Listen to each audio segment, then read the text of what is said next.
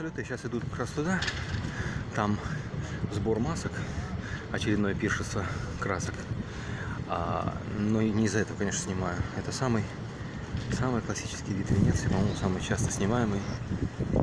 И вот сколько не стоишь на Понте де ла Академия, так и снимаешь этот вид.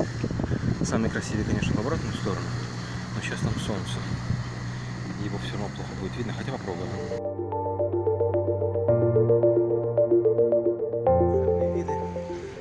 Вот Понте де ла Академия, вот, Палаццо Франкетти или Кавале Франкетти, как его называют, ну вот Франкетти, будем так говорить, да, вот смотрите, самолет летит, а его не видно, наверное, будет. Ну все, пошел к Салюте.